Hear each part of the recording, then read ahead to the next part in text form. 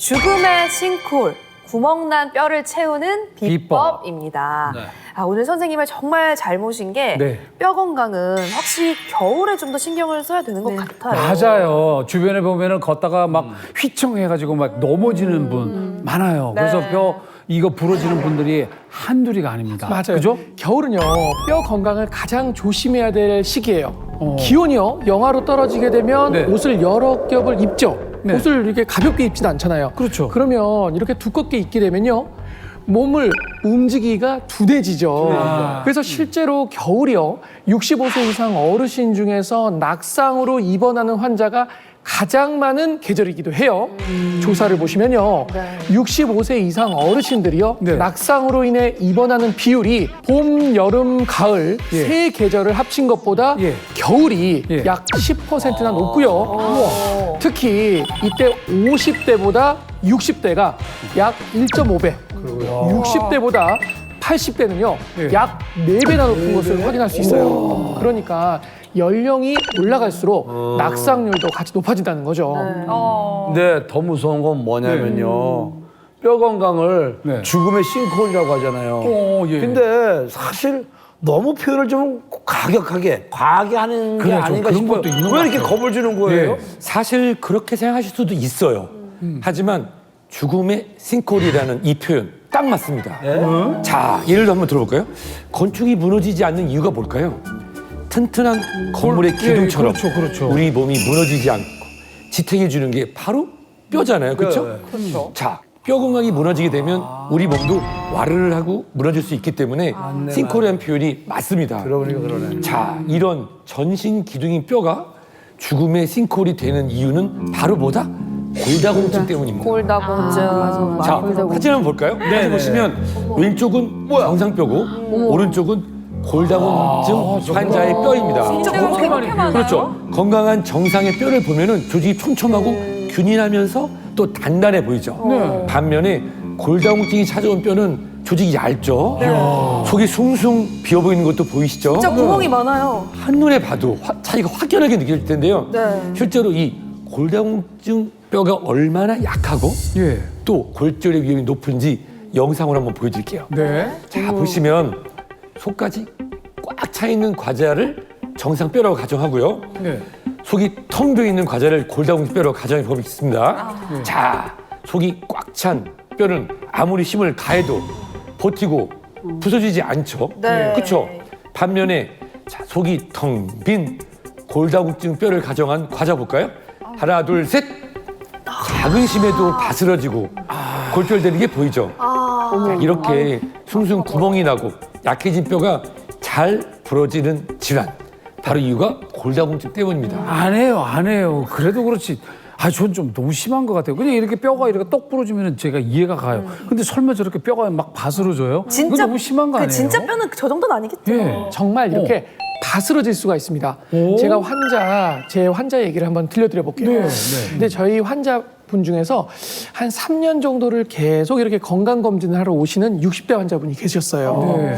근데 이제 이런저런 이제 검사를 하고 있는데 작년에 비해서 키가 5cm나 줄어들어 있는 거예요. 근데 보통은 1년에 한 1cm 정도 줄었다, 뭐 그럴 수 있다. 이렇게 되는데 5cm나 줄어드는 것은 좀 정상적인 상황은 아니거든요. 너무 많다. 그래서 검사를 좀 해봐야 될 것 같다. 왜냐면 지금 이렇게 정상적인 상황은 아니니까 엑스레이도 좀 찍고 그다음에 골밀도 검사도 좀 하고 이렇게 좀 하셔야 될 것 같아요. 라고 얘기했는데 또 어르신들 중에서 굉장히 고집이 세신 분이 있어요. 아유, 내가 나이가 60인데 키가 그러면 커지겠어요? 줄어들지. 그러면서 아유, 뭐 이거 가지고 뭐 검사를 하려고 그래. 그냥 됐어요. 그러면서 가셨단 말이죠. 그런데 갑자기 3달쯤 지난 다음에 들것에 실려가지고 오신 거예요, 병원을요. 움직일 수가 없게. 어머나. 그래서 제가 깜짝 놀랐죠. 그래서 왜 그러셨어요? 그랬더니 한 달 전부터 계속 슬슬 더 심하게 아프더니 갑자기 못 걸을 정도로 그냥 너무너무 아프시다는 거예요. 그래가지고 제가 검사를 해봤어요. 그랬더니 예상대로 골다공증으로 인한 척추 압박 골절 때문이었어요. 척추 압박 골절? 이게 정확히 뭔가요? 이게 흔히 이제 꼬부랑 할머니 병이라고 해요. 이렇게 지팡이.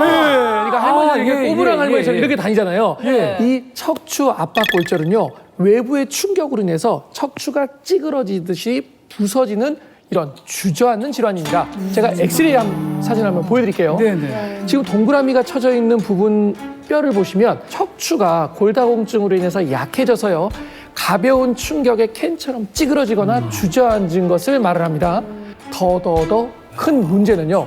이 골절은요. 대부분 분쇄골절 형태로 일어나기 때문입니다. 분쇄골절. 네, 분쇄골절은요 말 그대로 뼈가 분쇄가 된 것처럼 으스러진 상태를 말을 해요. 날카롭게 산산조각 난 뼈들이 혈관을 상처를 내고 찌르고 이렇게 되거든요. 그리고 신경 손상을 일으키기도 하고 감각 이상을 일으키기도 하고 출혈을 일으켜서 쇼크로 인해서 사망까지 일으킬 수가 있기 때문에 굉장히 까다롭다고 할 수가 있죠. 아니 잠깐만 선생님 봐요. 네.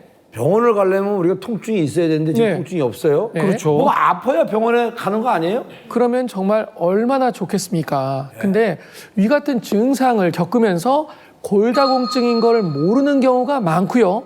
골다공증을 진단을 받고도요. 통증이 별로 없으니까 관리를 하지 않는 경우들도 굉장히 많아요. 실제로 골다공증의 위험군은 10대에서 20대가 아니죠. 보통 50대에서 70대 여성들을 조사를 해봤어요. 네. 그랬더니 평균 10명 중에 7명은 골다공증 검진 경험이 단 한 번도 없었다고 해요. 이런 이유로 뼈 건강에 대한 위험성을 제대로 인지하지 못하는 경우가 대부분이라는 거죠. 아니 그런 거 보면은요 제 주변만 봐도 네. 여자친구들은 맨날 뭐 여기 아프다 저기 아프다 맨날 조금만 삐끗해도 또 골골거리고 이런 상황이 있는데 사실 남편들은 예. 좀 생각보다 팔팔하더라고요. 저쪽 골골해 병원. 골골해요? 그 얼굴은 생생하신데 그래서 우리 집에 저희 남편만 보더라도 네네네. 저보다 얼굴은 안 건강해 보여요. 안 건강해 보이는데 뼈 건강은 저보다 훨씬 좋게 보이는 거는 왜 그런지 모르겠어요. 네, 사람마다 타고나는 것도 있기는 한데요. 예. 대체적으로 여성이 남성보다 뼈 건강에 좀 취약하기는 합니다. 그 이유를 제가 환자 이야기를 또 통해서 좀 들려드릴게요. 네. 진짜 그렇다니. 이제 제 환자 중에 과거에 이제 대학병원에서 유방암 수술을 받으시고 그다음에 호르몬 치료를 받고 계신 분이었어요. 그래서 정기적으로 면역력 검사도 하시고 뭐 염증 검사나 이런 것도 피 검사를 가끔씩 하시기 위해서 오시는 분이셨는데 이 여느 날처럼 이제 검사를 하러 오셨는데 팔에 깁스를 하고 계셨어요. 그래서 뭐 다치셨나 보다. 운동하다가 다치셨나? 그래서 그냥 뭐 별 충격은 아니었지만 부딪혀서 다치셨다 그러더라고요. 근데 다음번에 또 이제 검사를 하러 오셨을 때 또 이번에는 발목에 또 깁스를 하고 오셨더라고요.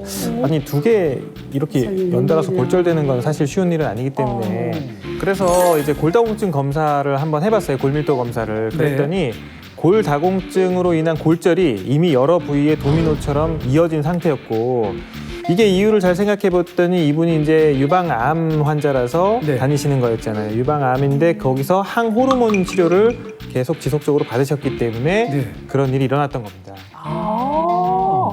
골다공증과 호르몬이요? 오늘 굉장히 의외의 얘기를 많이 듣는 것 같은데 골다공증, 호르몬 이게 어떤 상관이 있는 거죠? 유방암 환자들은요 수술 네. 후에 항호르몬 치료를 받는데요. 예. 항호르몬 치료는 여성 호르몬을 억제해서 예. 암세포의 성장을 막는 치료법입니다. 아. 여기서 중요한 게 바로 여성 호르몬이겠죠. 네. 여성 호르몬은 뼈 형성 세포의 활동을 도와주고요. 예. 뼈 파괴 세포의 활동을 억제해 줍니다.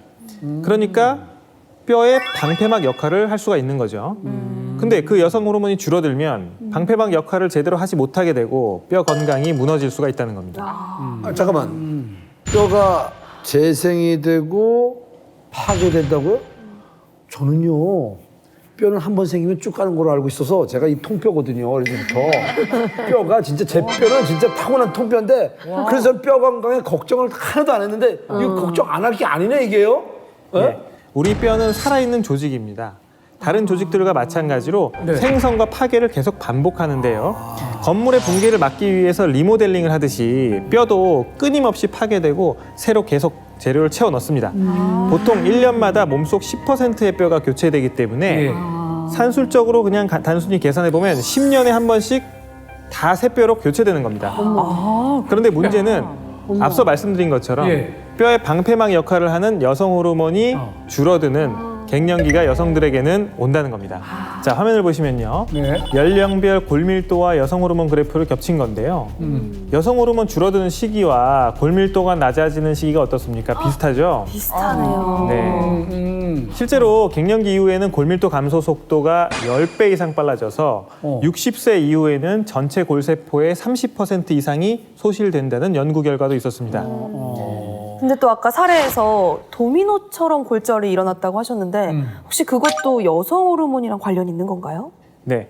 골다공증이 시작돼서 골다공증이 아주 심하셨던 분이기 때문에 발목, 목, 디스크, 허리 협착증 등 다양한 뼈 관련 질환이 연쇄적으로 일어난 겁니다. 그렇기 때문에 연쇄 골절 또는 도미노 골절이라고 부르기도 하는데요. 네. 실제 골다공증 골절 발생 후 4년 이내에 약 25%에서 재골절이 발생한다고 합니다. 그러니까 간단한 골절이 생겼다고 그냥 무시하시면 안 되고요. 그때는 정말 천천히 철저하게 뼈 건강을 지키려고 노력을 하셔야 됩니다.